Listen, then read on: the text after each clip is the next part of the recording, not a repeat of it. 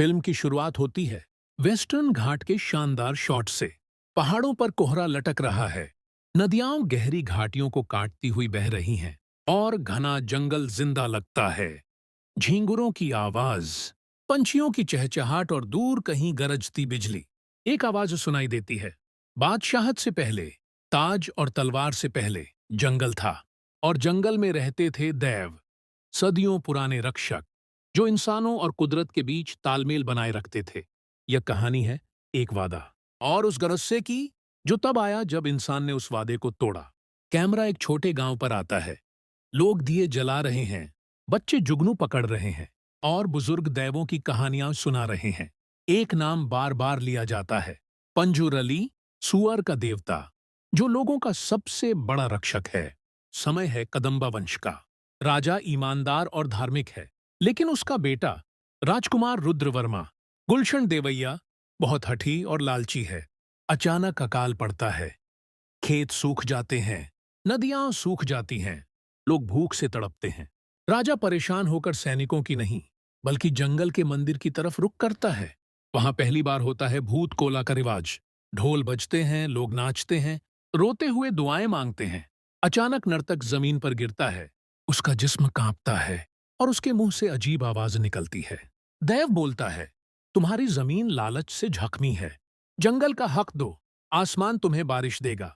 अगर वादा तोड़ा तो जमीन ही तुम्हें निगल जाएगी। राजा कांपते हुए सजदा करता है। वह जंगल का बड़ा हिस्सा पंजुरली दैव को सौंप देता है। उसी पल बारिश लौट आती है और अकाल खत्म हो जाता है। गांव वाले खुशी से झूम उठते हैं, लेकिन पीछे खड़ा राजकुमार रुद्रवर्मा अपनी आंखों में गुस्सा और जलन छुपा नहीं पाता। साल गुजरते हैं। भूत कोला अब गांव की रूह बन चुका है। हर साल लोग सजते संवरते हैं, आग जलाते हैं, रंग लगाते हैं और दैव की पूजा करते हैं।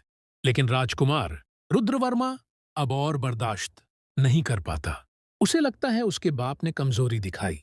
वह जंगल की दौलत देखता है, चंदन की लकड़ी, हाथी, लोहे की खाने, और सोचता है कि अगर ये सब उसके पास हो जाए तो वह सबसे ताकतवर राजा बनेगा।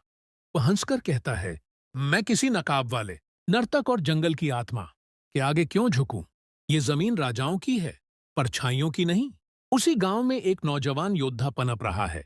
वह जंगली है, बेखौफ है, और जंगल से उसका अजीब रिश्ता है। लोग कहते हैं उसके खून में ही दैव की ताकत है। जब राजकुमार के सिपाही जंगल काटने आते हैं तो यह नौजवान अकेला खड़ा हो जाता है। एक दरांती लेकर वह 10 सिपाहियों को हरा देता है। लोग उसे अपना रक्षक मानने लगते हैं, लेकिन राजकुमार नहीं रुकता। वह मंदिर टुड़वाता है, पेड़ कटवाता है और जंगल को लहूलुहान कर देता है। धीरे धीरे जंगल में खामोशी छा जाती है। परिंदे उड़ जाते हैं, जानवर बेकाबू हो जाते हैं, और बिना बादल के भी बिजली गरजती है, जैसे दैव का गुस्सा बढ़ रहा हो। वार्षिक भूत कोला का दिन आता है। इस बार माहौल डर से भरा है। लोग कांपते हुए ढोल बजाते हैं और नौजवान योद्धा आग के घेरे में उतरता है। उसका जिस्म कांपने लगता है, आंखें पलट जाती हैं, और अचानक वह किसी और में बदल जाता है। दैव ने उसे अपना जरिया बना लिया है। पंजुरली की आवाज उसके मुंह से गूंजती है, रुद्रवर्मा, तूने वादा तोड़ा, तूने जंगल को काटा, मंदिर तोड़ा, दैव का मजाक उड़ाया। अब तुझ पर गुस्सा बरसेगा। गांव वाले सजदे में गिर जाते हैं, लेकिन रुद्रवर्मा कवच पहनकर आगे आता है और हंसता है। मैं भूतों के आगे नहीं झुकता, मेरी तलवार ही मेरा दैव है, मेरा ताज ही मेरी ताकत। आओ, दिखाओ अपना गुस्सा। और फिर होता है सबसे बड़ा मंजर। आसमान फट जाता है, बिजली पेड़ों को चीर देती है, हाथियों के झुंड दौड़कर सिपाहियों को कुचल देते हैं। जंगल की जड़ें जमीन से निकलकर लोगों को खींच लेती है। दैव से ग्रसित योद्धा जानवर की तरह लड़ता है। उसके वार किसी इंसान जैसे नहीं, किसी जंगली दैत्य जैसे लगते हैं। उसकी चीखें ढोल की तरह गूंजती हैं। सिपाही डरकर भाग जाते हैं। रुद्रवर्मा भी गिर पड़ता है।